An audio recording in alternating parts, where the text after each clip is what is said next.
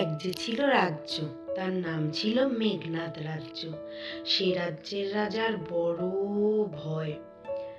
বাপরে বাপ, এই বুঝি অন্য রাজ্যের রাজা এসে আমার এখানে হামলা করে আমার রাজ্য জিতে নেয়।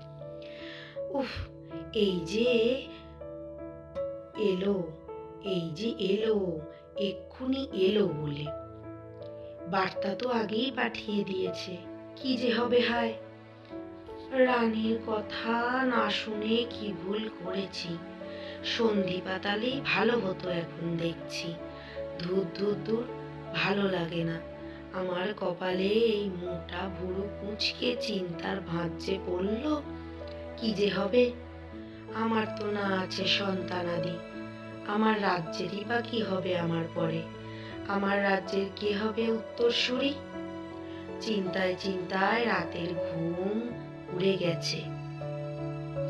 এ রাজার বড় দুঃখ, বড় দুঃখ। হে ভগবান, কি যে হবে, পথ দেখাও ঠাকুর।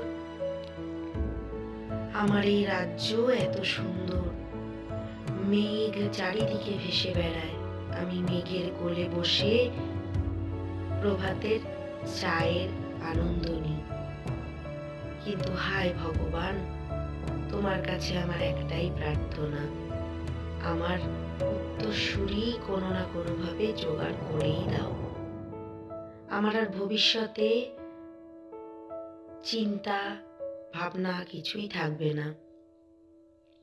এখন আমার একটাই চিন্তা, আমার রাজ্যের সমূহ বিপদ। রানীর কথা না শুনে মন্ত্রীর কথায় আমি যে কত বড় ভুল করেছি।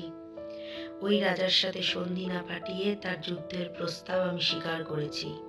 আমার তো অত বড় সেনাবাহিনীও নেই। আমার এখন ভরসা শুধু আমার ওই কঙ্কাল সেনাপতি, আগের সেনাপতি, যাকে এই কুচক্রী সেনাপতি হত্যা করেছিল। এখন ওই যদি আমাকে বাঁচাতে পারে। যাই, ওর সঙ্গে আর আমার পিতামহের সঙ্গে আমি আলোচনাটা সেরেই আসি বরং। ওনারা আমাকে সঠিক কথা বলতে পারবেন। কি যে হবে আমার রাজ্যের! চিন্তায় চিন্তায় রাত্রেবেলা না ঘুমিয়ে আমার চোখের তলায় কালি পড়ে গেল। সে যাকে যাক, আমি না হয় একটুখানি শশা চোখের ওপর রেখে চোখের কালিটা তুলেই ফেলবো। কিন্তু যাই, এখন যাই তাড়াতাড়ি, আলোচনাটা তো করতে হবে। যাই বাবা, যাই। এই যে তোমার ওপরই আমার যত ভরসা বীর সিং। বুঝতে পেরেছো? তুমি মরে গিয়েও কঙ্কাল রূপে আমাদের যেভাবে সেবা করছো, রানী তোমাকে বলল আসতে, আমাকে এই বুদ্ধিটাও রানী দিল। রানী চম্পাবতী, তুমি বড় বুদ্ধিমতী। সত্যি, তোমাকে বিবাহের পর থেকে আমার প্রচুর প্রচুর প্রচুর উন্নতি হয়েছে। মহারাজ, আপনি না? সত্যি। কিন্তু হ্যাঁ, আপনাকে তো আমি আগেই বলেছিলাম, আপনার ওই সেনাপতি রুদ্রসেন, সে মোটেই ভালো না। আমাদের এই বীর সিংকে ও হত্যা করেছিল। বুঝতে পেরেছেন? সেই কুচক্রীর ষড়যন্ত্র তো আপনার কাছে আমায় প্রমাণ সহ দিতে হয়েছে রাজামশাই। আপনি তো আমার কোনো কথাই শোনেন না। পিতামহ, আপনি কি বলেন? আমি আর কি বলবো, তোমরা যা ভালো বোঝো।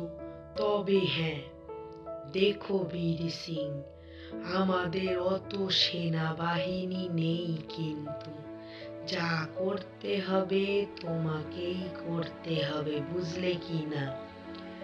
আগে আগে পিতামহ, পিতামহ, আপনি কিছু চিন্তা করবেন না, সব দায়িত্ব এখন আমার। এই মেঘনাদ রাজ্যের রাজা বীরভদ্র, মহারাজ বীরভদ্রের কেউ কোনো ক্ষতি করতে পারবে না। আমি জানি এ কথা। বুঝতে পেরেছ? রানী, তুমি এতটা নিশ্চিত কি করে হচ্ছ? আমাদের সেনাপতির জন্য। দেখো, তুমি হলে আমাদের পুরনো সেনাপতি। আমি মানছি যে এই আমাদের নতুন সেনাপতি তোমাকে তোমাকে মেরে ফেলেছে। হ্যাঁ, ষড়যন্ত্রের শিকার তুমি। কিন্তু দেখো, তুমি কিন্তু মাথায় রেখো, তুমি এ রাজ্যের সেবক ছিলে একটা সময়, এবং এখনো তাই তোমার কর্তব্য পালন করে চলেছ।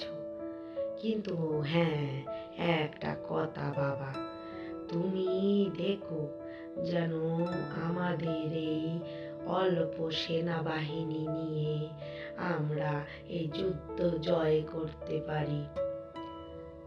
পিতামহ, আপনি কোনো চিন্তা করবেন না, আমার কাছে কঙ্কাল সেনা রয়েছে।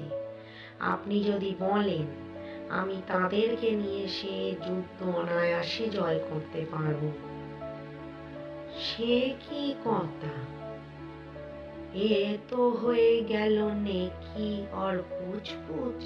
তুমি একটা কাজ করো, তাদের সবাইকে খবর দিয়ে যুদ্ধক্ষেত্রে আমন্ত্রণ করে নিয়ে এসো। আমি তো চাই ওই যে রাজ্যের রাজা, ওই যে ব্রহ্মবর্ত রাজ্যের রাজা, হ্যাঁ কি যেন নাম, অমরচন্দ্র, ও যেন গুহারান হেরে আমাদের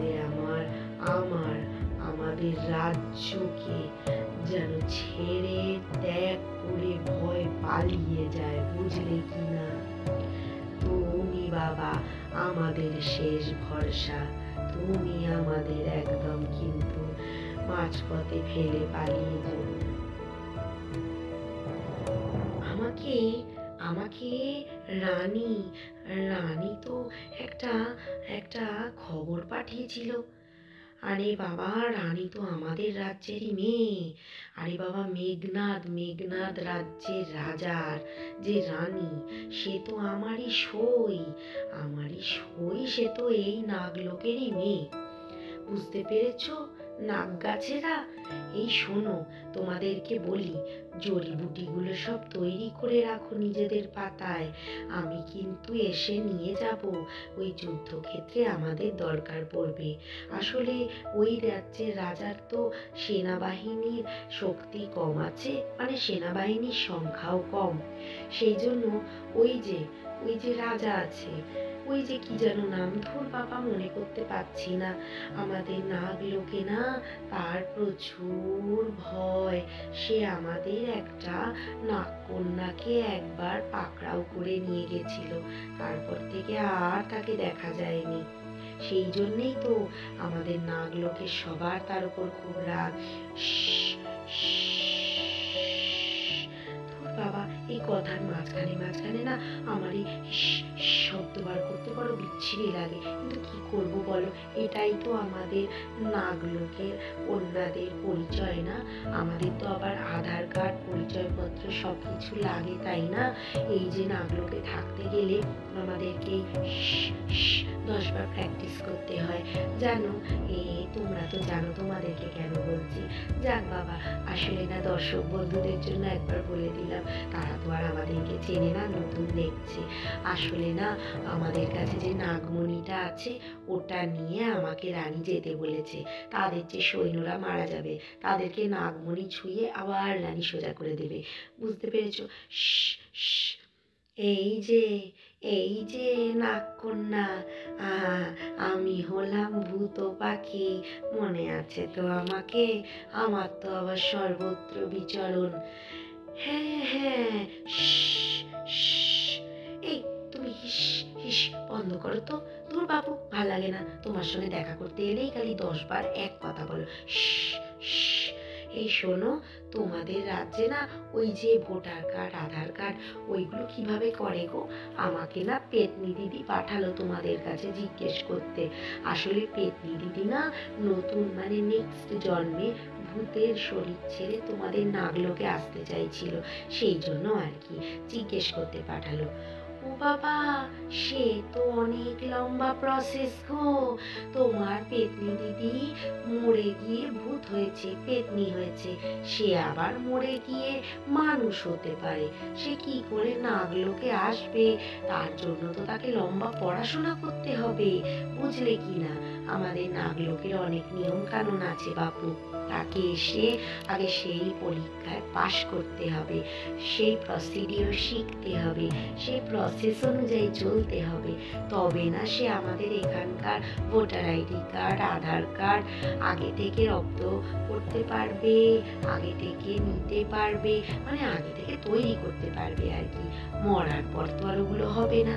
এই দেখো না, এই ভূত অবস্থাতে যদি এসে ওই আধার কার্ড, ভোটার কার্ড এগুলো সব তৈরি করতে পারে, হ্যাঁ, আর মোস্ট ইম্পর্টেন্টলি একটা প্যান কার্ড কিন্তু চাই।